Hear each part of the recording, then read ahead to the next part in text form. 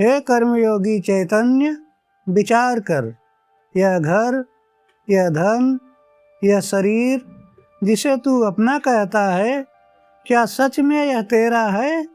तूने यह भी सुना होगा कि त्याग से मोक्ष मिलता है, किंतु क्या तुझे पता है? उपनिषद कहता है त्याग का अर्थ घर बार छोड़ना नहीं है, तो फिर असली त्याग क्या है? और यदि सारा संसार एक ही चेतना का विस्तार है, तो फिर तेरे भीतर अपना और पराया का भाव कहाँ से आता है? इन्हीं सारे रहस्यों को जानने के लिए आज हम इस उपनिषद की गहराई में उतरेंगे। हे चैतन्य, यह विषय बहुत ही सूक्ष्म और गहरा है, इसलिए इस रहस्य को ध्यान से समझ। इस उपनिषद कहता है यह जो कुछ भी संसार में है, चाहे वह जड़ हो या चेतन, वह सब कुछ एक ही परम चेतना का विस्तार है। किंतु तू किसी अंधविश्वास में मत फंस। यह ईश कोई सिंहासन पर बैठा देवता नहीं है जो तुझे तेरे कर्मों का फल देगा। यह तो वह दिव्य ऊर्जा है जो अस्तित्व के कण कण में व्याप्त है। हे चैतन्य, महसूस कर, जैसे सूर्य की एक ही किरण हर पत्ते, हर बूंद पर पड़ती है, वैसे ही वह एक चेतना हर प्राणी में समान रूप से व्याप्त है। अब उपनिषद यहाँ एक गहरी बात कहता है, इस संसार का उपभोग कर त्याग भाव से, किंतु त्याग का अर्थ घर बार छोड़ना नहीं है। त्याग का अर्थ है आसक्ति और मालिकाना हक का त्याग। हे कर्मयोगी चैतन्य, इसे ऐसे समझ, इस संसार में जो कुछ भी है वह अस्थायी रूप से तेरा नहीं है। धन दौलत, भवन संपत्ति, रिश्ते नाते, इन सब का भोग कर, किंतु इनसे जुड़ मत। जैसे नदी का जल कभी एक जगह नहीं रुकता, वह हर खेत को सींचता है फिर आगे बढ़ जाता है, वैसे ही जो कुछ भी तेरे पास है वह प्रवाहित होने के लिए है, जकड़ने के लिए नहीं। अब एक और गहरा सत्य सुन, मनुष्य को इस धरती पर कर्म करते हुए पूरे 100 साल जीने की इच्छा रखनी चाहिए। हे कर्मयोगी चैतन्य, उपनिषद तुझे कर्म से भागना नहीं सिखाता। यह कहता है यदि तू अनासक्त होकर बिना किसी अंधविश्वास के सही कर्म करता है तो कर्म तुझे कभी नहीं बांधेगा। यहाँ से यह विषय और भी सूक्ष्म और भी गहरा हो जाता है, इसलिए इस रहस्य को ध्यान से समझ। जो मनुष्य अपनी अंतरात्मा की आवाज़ को दबाकर केवल बाहरी चमक धमक और स्वार्थ में जीता है, वह एक तरह से अपनी ही आत्मा की हत्या करता है।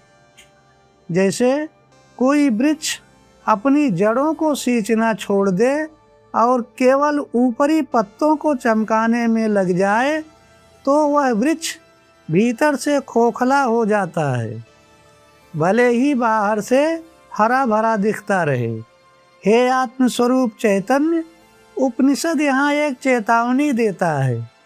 जो मनुष्य अपने भीतर की उस दिव्य चेतना की करुणा को पहचान कर कर्म नहीं करता, उसका जीवन अज्ञान के घने अंधकार से घिर जाता है। असली नरक कोई बाहरी जगह नहीं है जहाँ कर्मों के हिसाब से सजा मिलती है। अज्ञान और अंधविश्वास के दलदल में जीना ही सबसे बड़ा अंधकार है। उपनिषद कहता है, हे कर्मयोगी चैतन्य, अब तू उस भीतरी तत्व के रहस्य में उतर और देख, वह तत्व स्थिर होते हुए भी मन से भी अधिक तीव्र है। उसे कोई इंद्रियां पकड़ नहीं सकती। हे चैतन्य, यह सुनकर उलझ मत। यह तत्व अंतर विरोधों से भरा है। वह चलता भी है और नहीं भी चलता। वह बहुत दूर भी है और सबसे पास भी।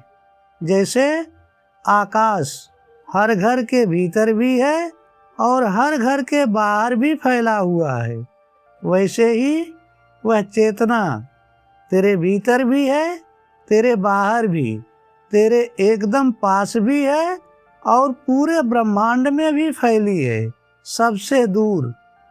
वह हर गतिविधि का आधार है, किंतु स्वयं कभी विचलित नहीं होती।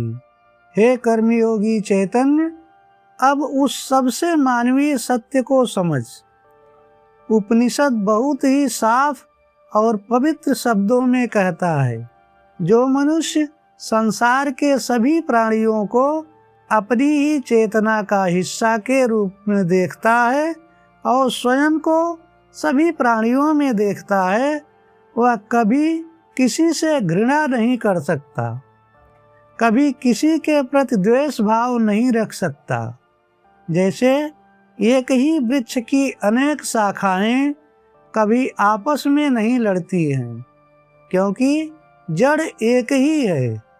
वैसे ही जब तुझे यह बोध हो जाए कि सामने वाला कोई पराया नहीं बल्कि वह भी उसी चेतना का विस्तार है, तो समाज से सारा लोभ, मोह, शोक, नफरत और भेदभाव हमेशा के लिए समाप्त हो जाता है। यही असली अध्यात्म है और यही सच्चा मानव धर्म। उपनिषद कहता है, हे कर्मयोगी चैतन्य, वह भीतरी चेतना कैसी है, अब उस रहस्य को समझ। चेतना सर्वव्यापी है, चमकदार है। वह अकाय है, बिना किसी भौतिक शरीर के। वह अखंड है, नशों से रहित। वह शुद्ध है और पाप से अछूती है। हे कर्मयोगी, इसे ऐसे समझ। उस चेतना ने ही सनातन काल से सभी जीवों के लिए उनके कर्मों के अनुसार कर्तव्यों का विधान किया है। जैसे ऋतुएं अपने आप बदलती हैं, सर्दी के बाद बसंत, बसंत के बाद ग्रीष्म। यहाँ कोई बाहरी चमत्कार नहीं है, बल्कि प्रकृति का अपना ही नियम चलता है। वैसे ही यह ब्रह्मांड भी अपने ही नियम से चलता है। अब आज के जीवन का सबसे गहरा रहस्य समझ, विद्या और अविद्या का संतुलन। उपनिषद कहता है, तू यहाँ किसी भ्रम में मत पड़। अविद्या का अर्थ है सांसारिक कर्तव्य और व्यवहारिक ज्ञान, और विद्या का अर्थ है भीतरी आत्मज्ञान। अब इसे ऐसे समझ, जो मनुष्य केवल भौतिक संसार में डूबा रहता है, वह अंधकार में जीता है, और जो संसार को छोड़कर केवल किताबी ज्ञान या झूठे अध्यात्म का ढोंग करता है, वह उससे भी बड़े अंधकार में गिरता है। जैसे एक पक्षी को उड़ने के लिए उसे 2 पंख चाहिए, केवल एक पंख से वह कभी उड़ान नहीं भर सकता। वैसे ही असली समाधान संतुलन में है। भौतिक कर्तव्य के द्वारा तू इस संसार की कठिनाइयों और मृत्यु के भय को पार करता है, और भीतरी आत्मज्ञान के द्वारा तू परमानंद को प्राप्त करता है। व्यवहारिक जीवन और अध्यात्म का यही अनूठा संगम है। हे चैतन्य, अब एक और गहरा भेद समझ, प्रकट और अप्रकट का विज्ञान। उपनिषद कहता है, इस रहस्य को ध्यान से समझ। असंभूति है अव्यक्त प्रकृति, यानी वह कच्चा कारण जो अप्रकट है, और संभूति है वह प्रकट हुआ संसार, यानी वह कार्य जो रूप में है। उपनिषद अंधविश्वास और कर्म कांड पर प्रहार करते हुए कहता है, किसी एक की अंधी पूजा मत कर। जैसे बीज और वृक्ष दोनों एक ही सत्य के दो रूप हैं, वैसे ही सृष्टि का दृश्य रूप यह संसार और उसके पीछे छिपी अदृश्य ऊर्जा दोनों के सत्य को एक साथ समझ, विनाशशील संसार के नियमों को समझकर मृत्यु को जीत और अविनाशी तत्व को जानकर अमर हो जा। हे कर्मयोगी चैतन्य, अब इस प्रसिद्ध रहस्य को सुन और अपने भीतर उतार। उपनिषद एकदम सरल शब्दों में व्याख्या करते हुए कहता है, सत्य का मुख एक सोने के चमकीले पात्र से ढका हुआ है। यह सोना कोई असली सोना नहीं, यह सांसारिक आकर्षण है, माया है, कर्म कांडों का भ्रम और अंधविश्वास है। जैसे बादल सूर्य को ढक लेता है किंतु सूर्य कभी मिटता नहीं, वैसे ही यह चमक दमक सत्य को ढक लेती है किंतु सत्य हमेशा भीतर मौजूद रहता है। जिज्ञासु प्रार्थना करता है, हे ब्रह्मांड के पोषक, इस सोने के मुखौटे को हटा ताकि मैं सत्य धर्म का दर्शन कर सकूं। हे आत्मस्वरूप चैतन्य, अब सबसे गहरे सत्य को सुन और अपने भीतर गहराई में उतरने दे। सूर्य के भीतर जो परम चेतना है वही तेरे भीतर भी है। तू और वह अलग नहीं, वह तू ही है। इस रहस्य को भी समझ। यह प्राण अमर वायु में मिल जाएगा और यह शरीर राख में विलीन हो जाएगा। इसलिए हे चेतन मन, अपने किए हुए श्रेष्ठ कर्मों को याद कर और खुद के लिए यह प्रार्थना कर, हे प्रकाश के स्रोत, हमें सन्मार्ग पर ले चल। हमारे भीतर के कपट और अंधविश्वास को दूर कर। हम तुझे नमन करते हैं। हे कर्मयोगी चैतन्य, याद कर, हमने शुरुआत में पूछा था, जो कुछ तू मेरा कहता है क्या सच में वह तेरा है? अब उत्तर तेरे सामने है। सारा रहस्य खुल चुका है।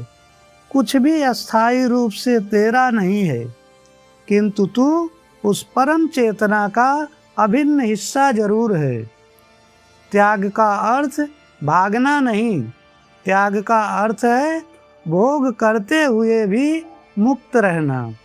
तो फिर बता, जब सब कुछ उसी एक चेतना का विस्तार है तो फिर तू किससे लड़ रहा है, किससे घृणा कर रहा है?